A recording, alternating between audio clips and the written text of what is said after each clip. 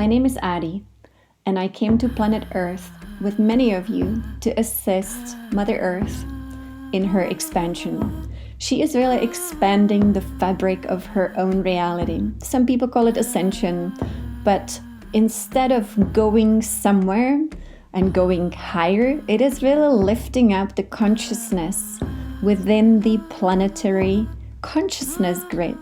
As you can imagine, each one of us is not only a receiver of life force, which keeps us alive and in existence, not only physically, but also non-physically. Life force sustains our physical bodies as much as it sustains our etheric, non-physical bodies.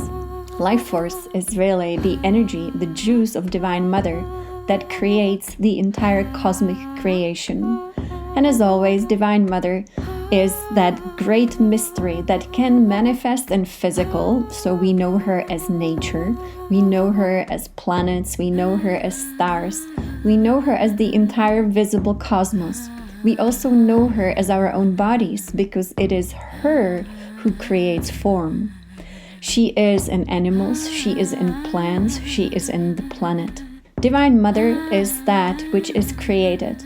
But at the same time, she also is that which is not created, the unmanifested life force, the void, the nothingness.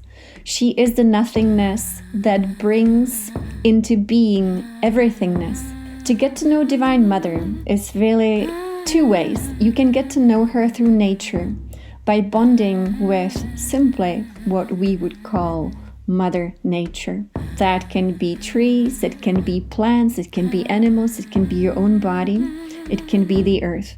Or you can get to know Divine Mother through a very different process. And that is the process that we would call nothingness. You can also call it death.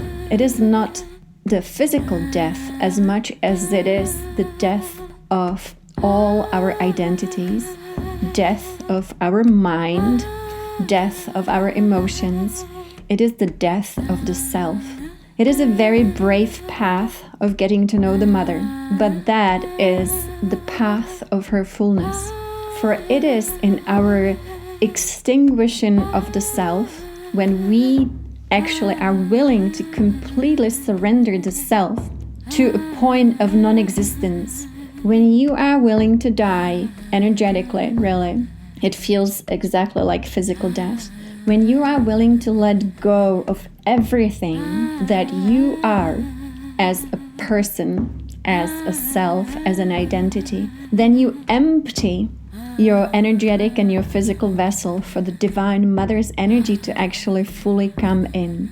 You can think of it as the cosmos being the fullness of all that is, but we are like corks, We are like closed, corked bottles. And so the life force cannot fully get in. It can push and push and push. Maybe it will uncork your bottle and then get in. But if you get out of the way, then your vessel is completely available for the fullness of this cosmic energy, for life force, for Divine Mother. And when she comes in, she can only do so as much you make yourself available to her. Very often you would find that people who have gone through immense suffering, who really had a complete breakdown, when they are not there because the self was completely diminished in that pain, then Divine Mother will come in and take over. So for example, you hear people who claim to be Divine Mother in a body, but really it is that the person managed to empty themselves so much that Divine Mother can come in. It doesn't mean that the person becomes her, but the person becomes available to her. It also doesn't mean that the person is fully available, even though that can totally happen and she can fully come in, completely take over, and then be the fullness of that person. But for example, if you know Eckhart Tolle, he wanted to commit suicide, he was really down, and in the middle of the night, suddenly when he was really, really down, this force came through. And so that wisdom then speaks not from the person. It is not the person who becomes suddenly wise. It is the wisdom of Divine Mother that speaks through the person. If the person is completely eliminated we can get pure knowledge from Divine Mother, pure transmission. If the person is still somehow in the way, it's a mix. You get a mix of a little bit of this, a little bit of that. The best way to get to know Divine Mother is really to empty the self, to die in her arms. For me, I can share my experiences with Divine Mother. Definitely, it's been a very long journey that started when I was a teenager. I was practicing the Tibetan Book of the Dead. And in the Tibetan Book of the Dead, you have all these chants where you chant and you really learn to experience an out-of-body experience, but also it's kind of going through your near-death experience. And when that happened to me, I came out of body and I met an embodiment of Divine Mother when I was out of body. And she was the one who really shared with me so many different things about who we are, why I needed to go back, what the journey is, what needs to be done. As we learn to really empty the self, she keeps coming in more and more. When she started to come to me in a way that she really wanted me to die, and I mean the self, and to practice giving up the identity, to give up personality, to give up anything really, even attachment to something as special as, my own child. So as long as there's an attachment in a way, then Divine Mother cannot come in fully. So it's really completely extinguishing the self with all attachments, all fears, all doubts, and anything that could be holding us back. So Divine Mother came. She always uses holograms, different hologramic realities where you would be, let's say, falling through cosmos and you don't know, are you going to die? Are you going to crash? What's going to happen? But you have to be brave enough to do it. It's always about being brave enough to let go. And as always, she says, the 4 steps to get to know her and let her in are to first relax, physically, mentally, emotionally, etherically. To let go, again, on all 4 levels, and then to trust her. And only then, when you trust her, when you trust life, even trust it enough to completely die in her arms, then you surrender. Surrender is a free fall. I call it a free fall, and I know that there are ancient shamans of Mexico who also were trained in these holograms, where you kind of stand on a cliff and this force pushes you down, and you don't know the difference between physical and non-physical. So to you, it seems like you're really falling from a cliff. And ideally, the force pushes you, head down and backwards, where it's even scarier than you can possibly imagine. But we must be fearless, because that's what the test is. Fear always will stop us from experiencing, this level of divinity, because fear is a virus that runs through planet Earth. And so to be able to get over the virus, one must completely surrender fear as well.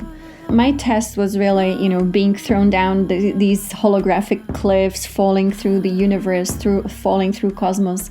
And as I was preparing for these different tests with Divine Mother, one day I was again in this hologramic reality where she would throw me, through the cosmos, and I had to fall, not knowing if I'm gonna die or not, and being willing to die. And then I had that one thought, and that was a thought of attachment. I thought, okay, what about my daughter? In that moment, Divine Mother would kick me out. Really, that's how she operates, from that reality, and said, okay, you're not ready yet. You still have fear and attachment, and you are not completely free. Next day, she would come back, and again, can you surrender to me? Can you let go completely? And that one day, I did it. I was able to completely say, okay, I'm willing to die. She tests a lot. Divine Mother does use tests, even though she always says there are no tests, there's nothing to pass. Everything is perfect the way it is. But yet, she will test you. She did it to my inner teacher, Yogananda, even after he had been serving her, and serving this divinity with all his heart, all his soul. And he really proved himself to be a reliable master avatar. She would still test. There's a little bit of humor to that. So my test was, again, to surrender. I surrendered. I let go. I was willing to die. I kind of died. And in the moment of death, Divine Mother would completely come in. And my being stopped existing the way that I know it, as a person. But I expanded into the entire field of cosmos. And only then you get to know that when you become nothingness, there's nothing left, no attachment, nothing, no thoughts, no emotions, no fear, nothing. Then you can get to know everythingness of the entire cosmos. That is the journey with Divine Mother. It's in all of us. We all have the same, blueprint. We all have the same potentialities. So it's really about being fearless. If you know the tarot cards, so we have so many different archetypes in tarot cards that really speak about the journey of our own being. And the first tarot card is 0. It is the Fool. And I believe that to get to know the Mother, one must be like the Fool in the tarot cards, and yet to be a fool that knows. To be a fool means to really have no attachment, to be so free. In that freedom, we can get to know the everythingness of this cosmic creation.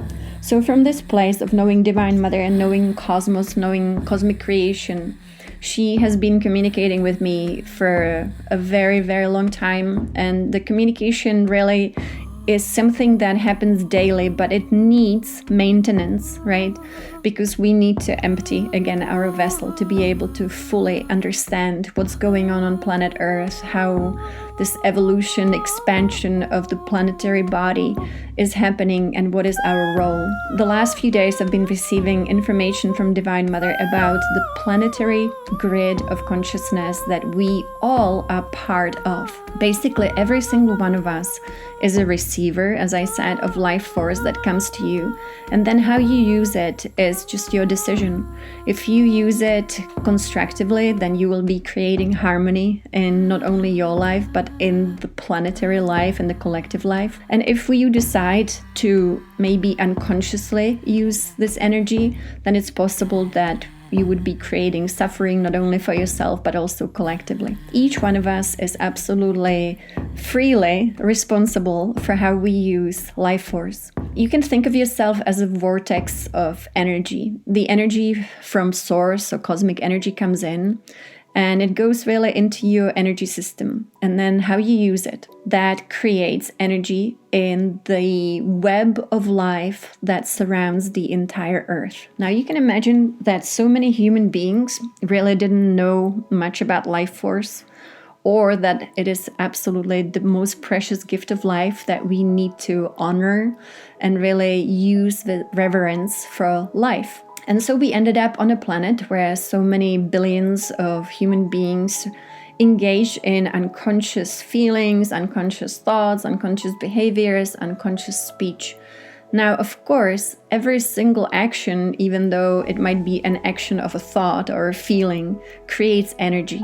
This energy can become toxic. And on planet Earth, of course, as you know, thousands of years, we have been co-creating toxic web of field of consciousness. The planetary grid of consciousness became unconscious, really. In 2021, what we are being reminded of is our power to actually uplift this planetary grid of consciousness, this network that runs between all of us, this web of life. And so if you want to be this pioneer, the architect of this new reality, all you need to do is think of yourself as this power plant within this web of life on planet Earth, and then put out whatever you want to distribute and whatever you want to multiply in this grid work. I think that's an amazing task. It's a full-time job. It's kind of fun to think of yourself that way, because whatever you make available through this web of planetary life, through this web of consciousness, you make it available to 8 billion other people. And you're not only making it available to people, you're making it available to all life. That means animals, plants, the earth herself. Enough of us are here on this planet right now who are capable of holding steady light as these power plants in the grid. Now, what that means is that you become almost like an ancient site that holds the energy. So maybe like the Pyramid of Giza that was built to actually manipulate this electromagnetic field of consciousness of planet Earth. Because all of us, as we connect into one web, we actually are connected as the body of the energetic body of planet Earth. We are her network, we are her light, or we are her darkness. So let us be her light, the more of us can step into this rainbow radiance of our rainbow bodies, which is our true nature, our original self. And we can do it very easily, simply by making the conscious decision to use all life force constructively. Then when we connect our rainbow bodies in this planetary grid of consciousness, we will give this new garment of light to Mother Earth. And that is what we are here for. We are here to restore the planetary garment of rainbow light for Mother Earth. That is her destiny, and we are here participating in that incredible mission.